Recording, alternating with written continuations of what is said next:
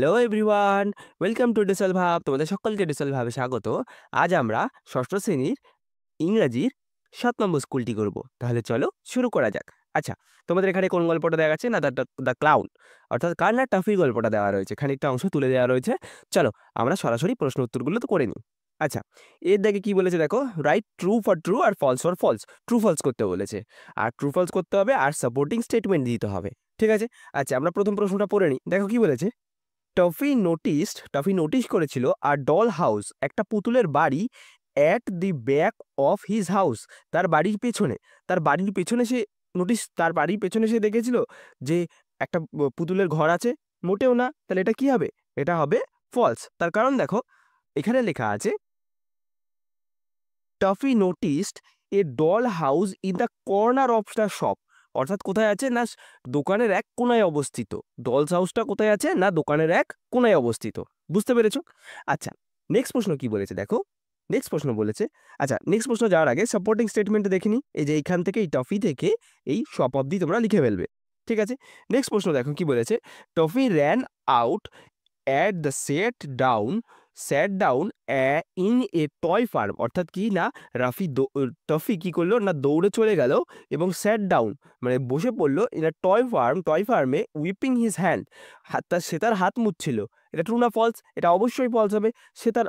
সে দৌড়ে চলে গেছিল ঠিকই, কিন্তু সে তো তার হাত মুছছিল না, সে তো কি মুছছিল, সে তার চোখের জল মুছছিল। এই দেখো, এই জায়গাটা লেখা আছে। তাহলে সাপোর্টিং স্টেটমেন্টে কি লিখবে? আচ্ছা, এটা উত্তর তো ফলস হবে। আর সাপোর্টিং স্টেটমেন্টে লিখবে he ran out and sat down in toy farm weeping his tears, অর্থাৎ সে তার চোখের জল মুছছিল। ওকে। আচ্ছা, চলো তারপর নেক্সট প্রশ্ন কি বলেছে। What did Toffee do when he was upset, সে যখন আপসেট হয় তখন সে কি করে? তাহলে সোজা, তাহলে এই প্রশ্নের উত্তরটা আমরা দেখে নিই। দেখো, when Toffee was upset he ran out and sat down in in a toy farm weeping his tear, সে কি করে না, দৌড়ে চলে যায় এবং ফার্মের মধ্যে গিয়ে বসে এবং কি হয় না, সে তার চোখের জল মোছে। ঠিক আছে, তোমরা এখান থেকে এই উত্তরটা লিখবে। নেক্সট প্রশ্ন কি বলেছে দেখো। নেক্সট প্রশ্ন বলেছে how did toffee put out the fire, toffee কি করে আগুনটা নিভিয়েছিল? পুট আউট কথার অর্থ হলো নেভানো। কি করে নিভিয়েছিল আগুনটা? দেখো, এখানে অনেকটা বড় করে দেওয়া আছে। Then he took a bucket and filled with water and from the pond and he climbed up the ladder and threw the water in the window. সে কি করলো না, বালতিতে জল ভরলো এবং ফার্ম পন্ড থেকে, এবং ক্লাইম দ্য ল্যাডার মই দিয়ে উঠলো এবং থ্রু দ্য ওয়াটার জল ছুড়লো উইন্ডো দিয়ে। তাহলে এর থেকে বলো, আমি একবারে গুছিয়ে সুন্দর করে ছোট করে লিখি। দেখো, Toffee Toffee took a big bucket filled with water, Toffee একটা বড় বালতি নিয়েছিল এবং যেটাতে জল ভরেছিল, আর ক্লাইম দ্য ল্যাডারে উঠেছিল, and threw the water at the উইন্ডোর জানলা দিয়ে সে কি ছুঁড়ে ফেলেছিল জলটা। বুঝতে পেরেছো? নেক্সট প্রশ্ন কি বলেছে দেখো। আচ্ছা, নেক্সট প্রশ্ন নয়, নেক্সটে তোমাদের কি আছে, নেক্সটে তোমাদের আছে কবিতা। ঠিক আছে, একটা কবিতা দেওয়া রয়েছে। এবার এই কবিতাটার মধ্যে এটা কোথায় না, দ্য রিভার থেকে, দ্য রেইনবো থেকে নেওয়া হয়েছে। এবার এইটার আমরা প্রশ্ন উত্তরগুলো করবো। দেখো, প্রথম প্রশ্ন কি বলেছে, দ্য শিপ সেলস অন, শিপটাকে সেল করা হয়েছে কোথায় থেকে? শিপ সেলস করে কোথায়? শিপ সেলস করে সিতে। দেখো লেখা আছে the ship sails on the seas. ঠিক আছে। নেক্সট প্রশ্ন কি বলেছে, the poet mention at the road is from, রোডটা কোথায় অবস্থিত? কোথা থেকে কোথায় অবস্থিত? রোডটা অবস্থিত আর্থ টু স্কাই। দেখো, build the road from earth to sky, যে রাস্তাটা কোথায় না, পৃথিবী থেকে আকাশের ঊর্ধ্বে অবস্থিত। বুঝতে পেরেছো? অর্থাৎ রেইনবোর কথা বলা হয়েছে। বুঝতে পেরেছো? নেক্সট প্রশ্ন কি বলেছে দেখো, যে অ্যান্সার দ্য ফলোইং কোশ্চেনে তোমাকে অ্যান্সার করতে হবে। কি বলেছে, where do the cloud sail, cloud কোথায় চলাচল করে? তাহলে আমরা উত্তরটা দেখে নেব, যে the cloud sail across the sky. The cloud sail অর্থাৎ মেঘগুলো চলাচল করে। সেল কথার অর্থ হলো চলাচল করা। নৌকা যেমন নদীতে নদীতে সেল করে, মানে নদীতে চলে, শিপ যেমন সমুদ্রে সেল করে, তেমন আকাশেও মেঘ কোথায় সেল করে না, আকাশে সেল করে। মেঘগুলো কোথায় সেল করে না, আকাশে সেল করে। ওকে। দেখো, এখানেও লেখা আছে the clouds that sail across the sky. Okay. Next কি বলেছে দেখো, which according to the poet is the prettiest object mention in the poem. এটা তোমাদেরকে আগের স্কুলেও বলা হয়েছে। The prettiest object all mention about the poem is কি না, দ্য রেইনবো। ওটা লিখবে। আচ্ছা, তাহলে এই যে এই প্রশ্নের উত্তরটা, according to the poem the prettiest object mentioned is the rainbow. তোমরা এত দূর অব্দি লিখলেই হবে, বুঝতে পেরেছো? আচ্ছা, তারপরটা কি বলেছে দেখো, রাইট ট্রু ফর ট্রু আর false for false statement given in the box. আচ্ছা দেখো কি বলেছে, the boat sail across the sky. Boat কি সেল করে অ্যাক্রস দ্য স্কাই? মোটেও না, এটা ফলস। কারণ বোট সেল করে boat sail on the rivers, আর স্কাই সেল করে কি? স্কাই সেল করে হচ্ছে ক্লাউডস। ওকে, নেক্সট কি বলেছে দেখো, the rainbow and the bridge and the heavens over stage the trees builds a road from earth to sky. অর্থাৎ দেখো এখান থেকে একদম এই লাইনটা পুরো তুলেই দিয়েছে, the bow and that bridge heavens over the troops tops the trees and builds a road from the heaven to sky. তাহলে এটা সত্য নবিটা, এটা অবশ্যই সত্য হবে। অর্থাৎ কি না, rainbow bridge to the heavens, অর্থাৎ কিনা পৃথিবী থেকে স্বর্গের একটা রাস্তা, ওভার টপস দ্য ট্রিজ, যা গাছের উপর দিয়ে যায়, অ্যান্ড বিল্ডস আ রোড, যা একটা রাস্তা তৈরি করে, কোথা থেকে? পৃথিবী এবং আকাশের মধ্যে একটা রাস্তা তৈরি করে। ওকে, তাহলে এটা হবে ট্রু। আচ্ছা চলো, তারপর নেক্সট কি বলেছে দেখো। আচ্ছা, নেক্সট তোমাদের ভোকাবুলারি আছে, তারপর হচ্ছে গ্রামার আছে, আর রাইটিং স্কিল আছে। ঠিক আছে, চলো তাহলে তোমাদের এইটা আমি স্লাইডের মধ্যে করিয়ে দিই। আচ্ছা, তাহলে আমরা স্লাইডের মধ্যে চলে এসেছি। এবার আমরা গ্রামার আর ভোকাবুলারিটা করে ফেলি। তাহলে চলো, গ্রামার আর ভোকাবুলারির মধ্যে প্রথম প্রশ্ন কি বলেছে দেখো, feel in the blanks with the appropriate collective nouns given in the help box. Help বক্সের মধ্যে যেগুলো দেওয়ার আছে সেগুলো দিয়ে তোমাকে করতে হবে। দেয়ার আর এক্সট্রা টু, মানে এখানে সেখানে আরো দুটো এক্সট্রা দেওয়া রয়েছে। কি কি আছে হেল্প বক্সের মধ্যে? ফ্লক আছে, সোয়ার্ম আছে, বাঞ্চ আছে, আর ক্লাস আছে। ওকে, তাহলে চলো আমরা প্রথম প্রশ্নটা পড়ে নিই। কি বলেছে প্রথম প্রশ্নটা দেখো, he bought a dash of grapes from the market. সে মার্কেট থেকে কি কিনে এনেছে? সে কিনে এনেছে a bunch of grapes. Bunch মানে হচ্ছে গুচ্ছ, এক গুচ্ছ আঙুর। তাহলে কি হচ্ছে? বাঞ্চ হবে। হি বট আ বাঞ্চ, এই ড্যাশ পূরণের জায়গায় হবে বাঞ্চ। ওকে, নেক্সট কি বলেছে, she was a dash of বিজ বাজিং অ্যারাউন্ড। ওকে, তাহলে কি বলেছে, সে দেখলো এক ঝাঁক কি না মৌমাছি উঠছে। বিজ কথার অর্থ হলো মৌমাছি, বাজিং মানে হচ্ছে ভনমন করে উঠছে, তাই তো? তাহলে এই এক ঝাঁক মানে কি হবে? এক ঝাঁক মানে হবে সোয়ার্ম। সোয়ার্ম মানে হচ্ছে ঝাঁক। সে দেখলো আ সোয়ার্ম অফ বিজ বাজিং অ্যারাউন্ড। ওকে, নেক্সট প্রশ্ন কি বলেছে দেখো, I saw A swarm of বিজ কামিং টুয়ার্ডস মি। আমি দেখলাম এক ঝাঁক মৌমাছি কিনা আমার দিকে আসছে। টুয়ার্ডস মি মানে হচ্ছে আমার দিকে আসা। তাহলে আন্ডারলাইন দা কালেকটিভ নাউন। তাহলে এখানকার মধ্যে কালেকটিভ নাউন কি হবে? এখানকার মধ্যে কালেকটিভ নাউন হবে সোয়ার্ম। ওকে, এই সোয়ার্মটা হচ্ছে এইটার কালেকটিভ নাউন। বুঝতে পেরেছো? আচ্ছা, তারপর নেক্সট কি বলেছে দেখো, এই যে সোয়ার্ম।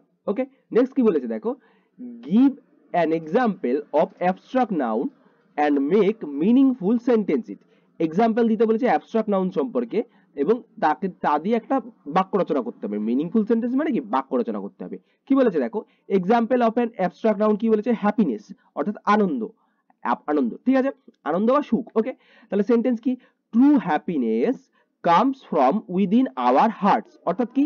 মানে সত্যিকারের আনন্দ কেম ফ্রম মানে আসে, উইদিন আওয়ার হার্ট মানে আমাদের হৃদয়ের অন্তর থেকে সত্যিকারের আনন্দ আসে। বুঝতে পেরেছো?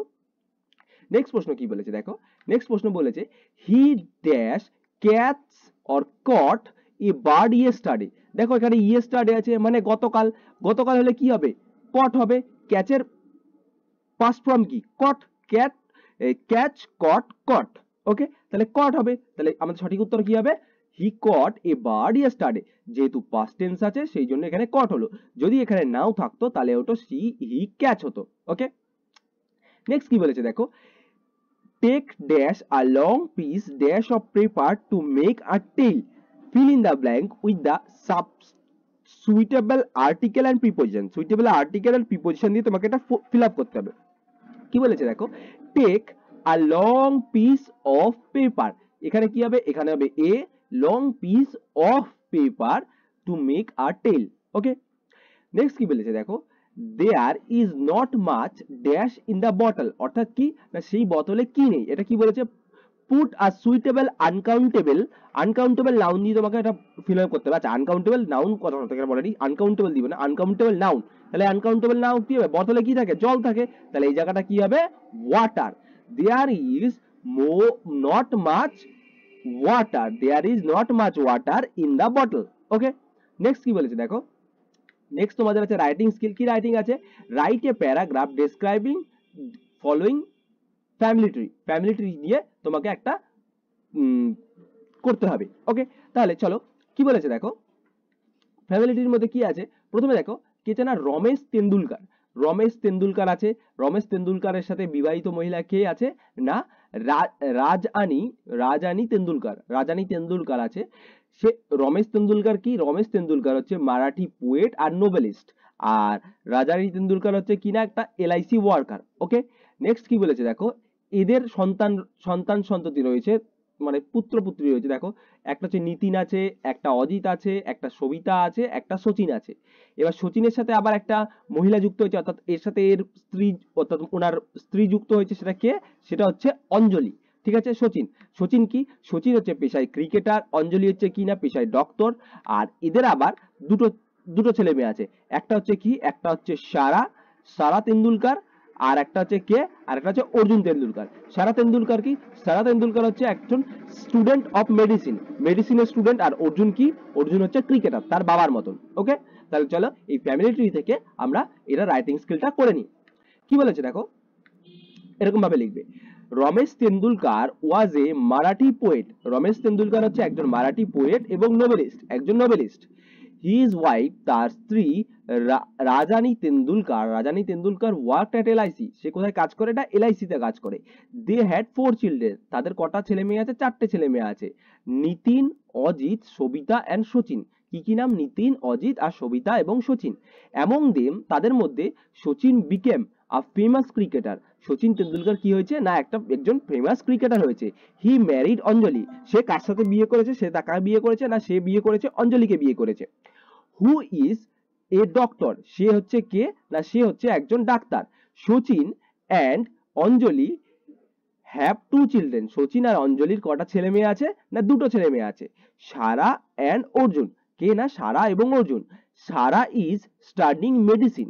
সারা কি করছে না, মেডিসিন নিয়ে পড়াশোনা করছে।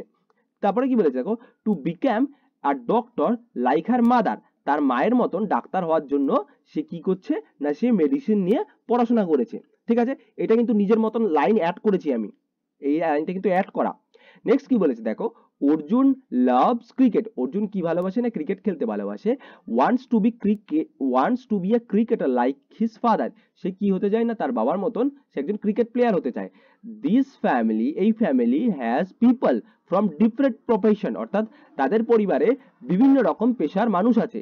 লিটারেচার, সাহিত্যিক আছে, স্পোর্টস আছে, খেলাধুলা আছে, অ্যান্ড মেডিসিন আছে। অর্থাৎ ওষুধ যেসব আছে, সে মানে তো মেডিসিনের লোক আছে, এদের ফ্যামিলির মধ্যে সবাই আছে। কারণ দেখো তার বাবা কি, একজন সাহিত্যিক, এই যে রমেশ তেন্ডুলকার। তারপরে স্পোর্টস কে খেলে, যেমন সচিন তেন্ডুলকার খেলে, সচিন তেন্ডুলকারের ছেলে অর্জুন তেন্ডুলকার খেলে। তারপরে কি বলেছে না, মেডিসিন কে না, আবার সচিন তেন্ডুলকারের মেয়ে কে না, সারা তেন্ডুলকারও খেলে। ঠিক আছে, দেয়ার স্টোরি শোজ, তাদের স্টোরি দেখায় how different family members can choose different carriers. অর্থাৎ কি না, তাদের পরিবার দেখায় যে বিভিন্ন পরিবারের লোক কিভাবে বিভিন্ন কেরিয়ার, অর্থাৎ তাদের জীবনের যে কার্য মানে পেশা কাজ করবে, সেটা আলাদা আলাদা চুজ করে নিতে পারে সবাই। অ্যান্ড সাকসিড, এবং কিনা এবং সাকসেসফুল হতে পারে ইন দেয়ার ওন ওয়েস, তাদের নিজের পথ অনুযায়ী। দে অল ওয়ার্ক হার্ড, তারা নিজেরা সবাই নিজের মতন কঠোর পরিশ্রম করে। অ্যান্ড কন্ট্রিবিউট দ্য সোসাইটি, আর সমাজে কন্ট্রিবিউট করে ইন ডিফারেন্ট ফিল্ডস, এবং বিভিন্ন ক্ষেত্রে।